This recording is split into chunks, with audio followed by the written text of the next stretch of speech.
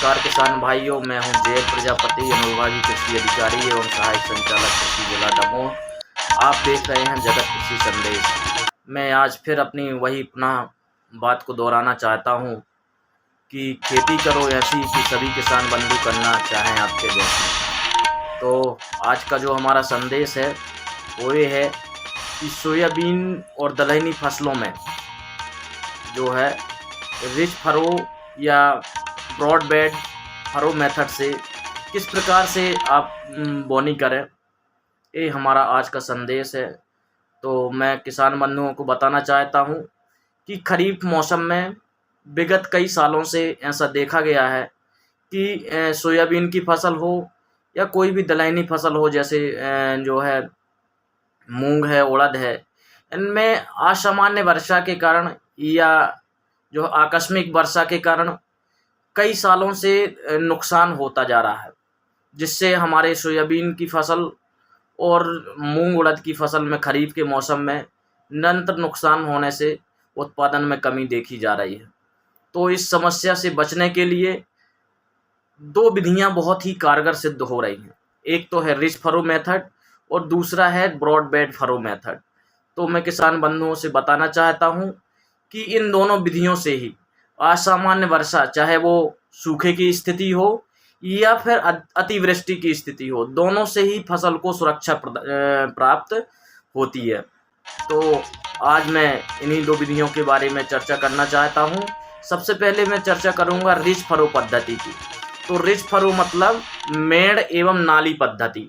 इसमें जो है फसल की बोनी जो है मेड़ के ऊपर की जाती है और नाली बनाई जाती है। तो इस पद्धति को मेड़ और नाली पद्धति कहते हैं। इसमें एक विशेष प्रकार का सीडड्रिल का उपयोग किया जाता है, जिसमें बुवाई के समय जो है बीचों बीच एक मेड़ बनाई जाती है और इस सीडड्रिल से बीज जो होता है वो मेड़ के ऊपर बोया जाता है और एक नाली बनाई जाती है, जिससे जो है बीज भी कम लगता है और सामान्य बुवाई की तुलना में बीज कम लगता है और पैदावार भी अच्छी होती है। और जो सबसे बड़ी समस्या होती है कि दलहनी फसलों में जो है या सोयाबीन में हो, बरसात के मौसम में यदि अचानक ज़्यादा बारिश हो जाती है तो फसल सड़ जाती है। और यदि हम इस पद्धति से बोनी करते हैं तो जो नाली बनी होती है उससे अतिरिक्त पानी जो है जल निकास के रूप में बाहर निकल जाता है। और यदि कम वर्षा होती है तो भी जो है इस फसल को सुरक्षा होती है, क्योंकि जो नाली बनी है उसमें जो जल संचय होता है वो उसका उपयोग पौधा कर पाता है। तो इसमें आप जो आपका सामान्य सीडड्रिल है उसका उपयोग करके भी आप इसमें बोनी कर सकते हैं। सामान्य सीडड्रिल यदि आपका जो है 13 टाइन्स का सीडड्रिल है तो 13 टाइन्स के सीडड्रिल में क्या होता है, यदि 13 टाइन्स का है तो 7 जो है पीछे रहती हैं और 6 आगे की टाइन्स रहती हैं। तो जो 7 पीछे की टाइन्स है उसमें आपको जो है एक पंजी लगा दी जाती है और उसमें जो है जो टाइन्स के आपस की बीच की दूरी है उसको जो है लगभग 14 इंच की जो है दूरी पर टाइन्स को फिक्स कर दिया जाता है, क्योंकि वो एडजस्टेबल रहती है। और पीछे की जो टाइन्स होती हैं उसमें 8 इंच की पंजी लगा दी जाती है और इन्हें जो इसका सीडड्रिल का बॉक्स होता है, जो पीछे की टाइन्स में पंजियां लगाई हैं उसके जो है बॉक्स को सीडड्रिल के अंदर बंद कर दिया जाता है ताकि वहां से बीज ना निकले।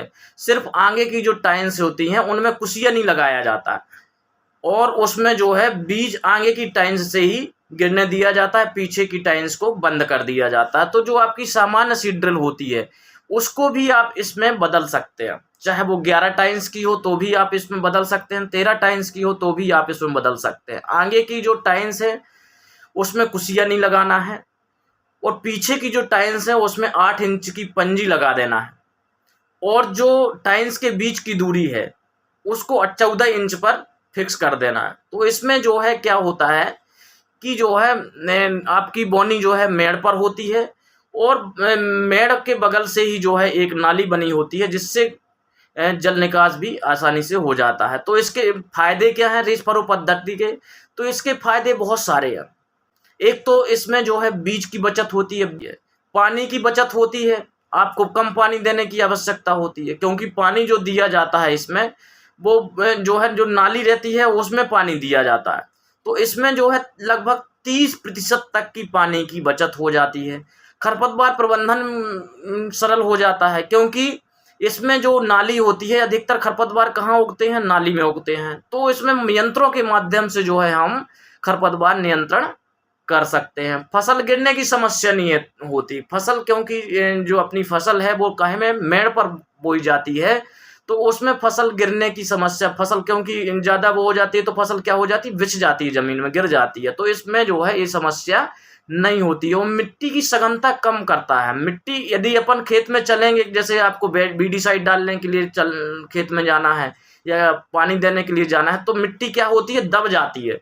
तो मिट्टी की सघनता मतलब उसमें जो है कठोरपन कम होता है इस विधि से, क्योंकि हम एक नाली के बीच में चलते हैं तो फसल को भी नुकसान नहीं होता। और इसमें सबसे बड़ी बात है कि फसल का उत्पादकता जो है ज़्यादा, उत्पादन बहुत अच्छा होता है इसमें।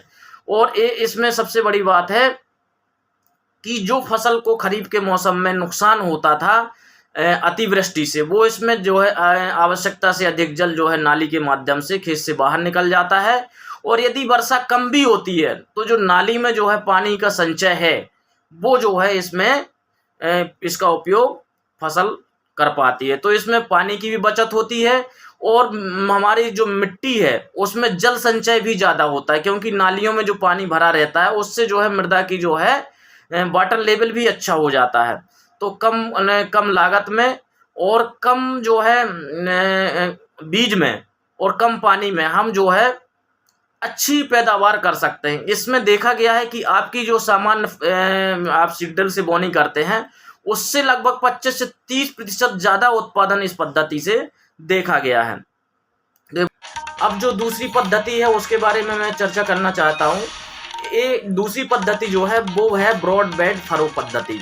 इसमें इसको हिंदी में यदि कहें तो चौड़ी क्यारी एवं नाली विधि कह सकते हैं।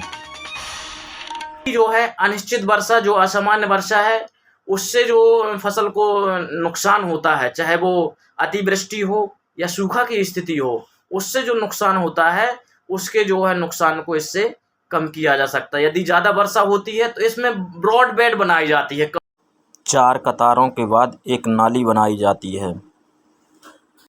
जिससे जो है अतिरिक्त जो जल है, यदि ज़्यादा वर्षा होगी तो अतिरिक्त जल जो है उस नाली से बाहर निकल जाता है। और यदि कम वर्षा होती है तो वो नाली में जो संचय पानी है उसका उपयोग फसल करती है और पौधे को जो है फैलने के लिए पर्याप्त जगह रहती है। किसान की मानसिकता ये रहती है कि ज़्यादा बीज बो करके या ज़्यादा घना बो करके वो ज़्यादा उत्पादन ले सकता है, लेकिन ये मानसिकता गलत है। यदि आप पौधे को पर्याप्त जगह बढ़ने के लिए देंगे, पर्याप्त उसके लिए हवा का आवागमन होगा, धूप पर्याप्त उस पौधे को मिलेगी, तो फोटोसिंथेसिस जो प्रकाश संश्लेषण की क्रिया है वो भी अच्छी होगी। तो ये मानसिकता को हमें इस मानसिकता से ऊपर उठना पड़ेगा कि ज़्यादा बीज बो करके हम ज़्यादा उत्पादन नहीं ले सकते हैं। तो हमें बीज की जो है एक निश्चित मात्रा का उपयोग करना है।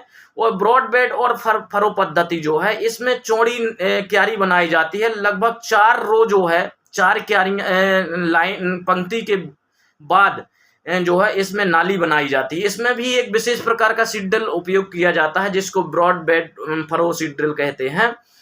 इस यदि आपका देसी सीडड्रिल भी है जिसका उपयोग जो है आप अपने उसमें करते हैं, उसका उपयोग भी आप कर सकते हैं। जैसे 7 टाइन्स का यदि सीडड्रिल है तो आप जो है 5 टाइन्स जो है उसमें आप बोनिंग का करिए और अगल बगल की जो टाइन्स है उसमें जो है आप एक जो है वो रिज लगा दीजिए। तो उसमें क्या होता है कि जो है नाली बन जाती है, रिजेस लगा देते हैं उसमें। तो इस प्रकार से आप बोनिंग कर सकते हैं। इसमें जो है जो इसके जो लाभ हैं वो मुख्य रूप से 4 लाभ हैं। इसमें जो एक तो होता है कि इसमें जो है जल निकासी की समस्या खत्म हो जाती है। यदि अतिवृष्टि होती है तो खेत का जल जो है खेत से बाहर निकालने में हमें समस्या नहीं होती है। दूसरा, इसमें जो है यदि जो सतही जल है वो उसकी निकासी एक तो अच्छे से हो जाती है, अफवाह को नियंत्रित करती है। ये रन ऑफ जो पानी जो है खेत में पानी गिरता है और खेत से बाहर निकल जाता है, उसको नियंत्रित करती है। इसमें पानी संचय होता है जिससे हमारी ज़मीन का वाटर लेवल भी अच्छा होता है और जल के स्पंदन को बढ़ाती है।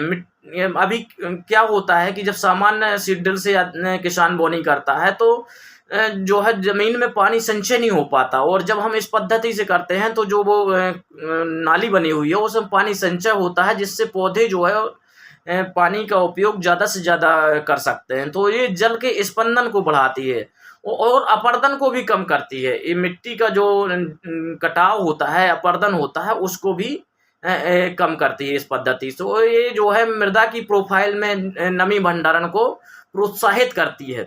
यह जो है क्योंकि इसमें नाली में जब पानी भरा रहता है तो धीरे धीरे रिस रिस करके वो ज़मीन के अंदर जाता है और मृदा की जो प्रोफाइल है उसमें जो है नमी का भंडारण अच्छा हो जाता है और मिट्टी की क्षति जो होती है वो 31 से 55% तक कम की जा सकती है। उत्पादन इस विधि में बहुत अच्छा होता है, लगभग 30 से 35% अधिक उत्पादन होता है सामान्य तरीके से बोनी करते हैं उसकी तुलना में।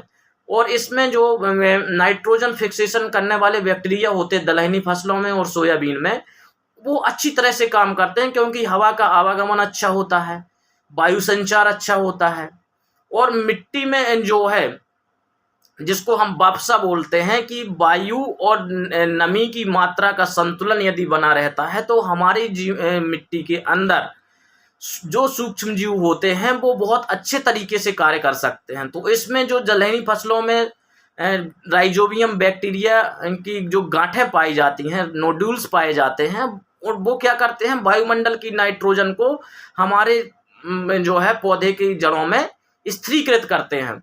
तो यदि हम इस पद्धति से बोनी करते हैं तो उनको एक अच्छा वातावरण जो है ज़मीन के अंदर मिलता है, जिससे उनकी वृद्धि अच्छी होती है और ज़्यादा मात्रा में वो नाइट्रोजन स्थिरीकरण का काम करते हैं, जिससे हमारी फसल का उत्पादन भी अच्छा होता है। इस पद्धति के माध्यम से हम खरीफ में जो है सोयाबीन, मूंग, उड़द और रबी में भी जो है गेहूं, चना की बोनी आसानी से की जा सकती है। और इसके अलावा भी इसमें ज्वार, बाजरा, मक्का फसलों की बोनी भी इस पद्धति से की जा सकती है। यदि हम ज्वार की बोनी करते हैं या मक्का की बोनी करते हैं तो इसमें जो क्यारी बनाई जाती है 180 सेंटीमीटर की क्यारी वो बनाई जाती है और इसमें जो लाइन से लाइन की दूरी होती है वो 45 सेंटीमीटर रखी जाती है और जो नाली की चौड़ाई होती है वो भी आकार की नाली इसमें बनाई जाती है, उसकी जो चौड़ाई होती है वो लगभग 45 सेंटीमीटर रखी जाती है और इसकी जो गहराई होती है वो लगभग 15 सेंटीमीटर होती है। यदि हम सोयाबीन, मूंग, उड़द की बोनी कर रहे हैं तो कतार से कतार की दूरी 30 सेंटीमीटर रखी जाती है। इस प्रकार से 4 क्यारियों की जो दूरी होती है वो 150 सेंटीमीटर की एक क्यारी बनाई जाती है, जिसमें जो है 4 पंक्तियां फसल की लगाई जाती हैं और इसमें जो है जो नाली की चौड़ाई है वो 30 सेंटीमीटर रखी जाती है और गहराई तो 15 सेंटीमीटर होती ही है। तो इसमें भी आकार की नाली बनाई जाती है 4 पंक्तियों के बाद। तो इसमें भी एक विशेष प्रकार का सीडड्रिल उपयोग होता है जिसको BBF सीडड्रिल या ब्रॉड फरो सीडड्रिल कहते हैं। और ये जो आपका देसी सीडड्रिल होता है, जो आपका घर का सीडड्रिल है, उसको भी हम इसमें कन्वर्ट कर सकते हैं। इसमें जो है यदि आपका 7 टाइन्स का सीडड्रिल है, 5 टाइन्स में आप बोनी करें, 5 टाइन्स को खुले रखें और जो लास्ट की टाइन्स हैं अगल बगल की, उसमें जो है आप जो है एक रिज लगा देते हैं, एक पंजर लगा देते हैं बड़ा सा, जिससे नाली बन जाती है। इससे उत्पादन बढ़ जाता है और वाटर यूज इफिशियंसी भी बढ़ जाती है। बीज दर जो है 20 से 25% तक कम लगती है। पानी जो है 20 से 25% तक कम लगता है। खरपतवार नियंत्रण में सहायक है। जो है यदि आप खरपतवार नियंत्रण के लिए आपको कोई दवाई डालनी है तो आप यदि सामान्य सीडड्रिल से बोनी करते हैं तो आपको फसल के बीच में से जाना पड़ता है। यदि आप ब्रॉड बेड फरो पद्धति से करते हैं तो जो नाली बनी हुई है उसमें आप चल करके जो है आसानी से दवाई वगैरह भी डाल सकते हैं। और जो खरपतवार नियंत्रण के लिए आप यंत्र भी चला सकते हैं यदि नाली में खरपतवार उगे हुए हैं। तो इस प्रकार से आपकी जो है ये दोनों पद्धतियाँ, सोयाबीन, मूंग, उड़द, खरीफ के सीजन में जो फसलें होती हैं उनके लिए वरदान साबित हो सकती हैं, क्योंकि निरंतर देखा गया है, 4-5 साल से देख रहे हैं कि असामान्य वर्षा होने के कारण इन फसलों में बहुत ज़्यादा नुकसान हो रहा है। यहाँ तक कि जो है हम जब हमारा प्रदेश मध्य प्रदेश सोयाबीन राज्य कहलाता था, यहाँ की जो सबसे ज़्यादा खरीफ की मुख्य फसल थी वो सोयाबीन हुआ करती थी।